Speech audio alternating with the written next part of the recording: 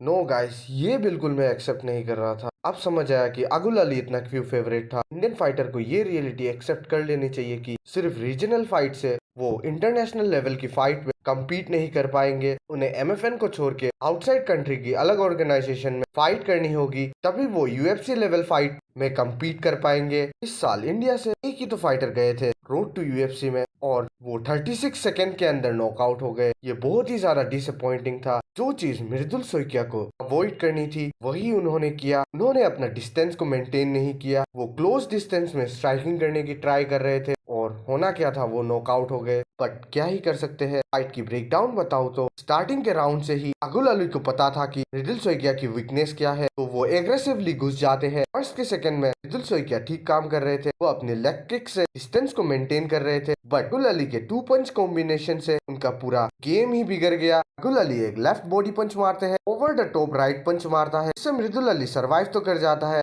इस टाइम पर मृदुल सोइकिया को डिस्टेंस को मेंटेन करने की जरूरत थी, बट उन्होंने ये नहीं किया। उन्होंने स्ट्राइकिंग से डिस्टेंस को मेंटेन करने की कोशिश की, बट फिर से एग्जैक्ट सेम कॉम्बिनेशन मारते हैं अगुल अली, और उसके बाद मृदुल सोइकिया थोड़े से रॉक हो जाते हैं। फिर वो क्लिंचिंग करते हैं। इधर थोड़ी देर बाद ही अगुल अली एक एल्बो को लैंड करते हैं मृदुल सोइकिया के फेस के ऊपर, जिससे मृदुल सोइकिया पूरी तरह हर्ट हो चुके थे। और उसके बाद एक लेफ्ट हुक, जिससे मृदुल सोइकिया पूरी तरह रॉक हो जाते हैं, और एक पंच मारते हैं जिससे मृदुल सोइकिया पूरी तरह आउट कॉल नॉकआउट हो जाते हैं। ये बहुत ही ज्यादा ब्रूटल नॉकआउट था। पूरी रोड टू यूएफसी एपिसोड के अंदर ये सबसे ज्यादा ब्रूटल नॉकआउट था। अब क्या ही कर सकते हैं गाइस, बहुत ही ज्यादा बुरा लग रहा है। जिधर एज एन इंडियन आप सभी को हेट नहीं करना है फाइटर के हारने के बाद, क्योंकि आपसे भी ज्यादा मेंटल वॉर वो लोग सह रहे होंगे। आप तो फाइट भी नहीं कर रहे थे उधर, तो हेट करने का कोई पॉइंट ही नहीं बनता है।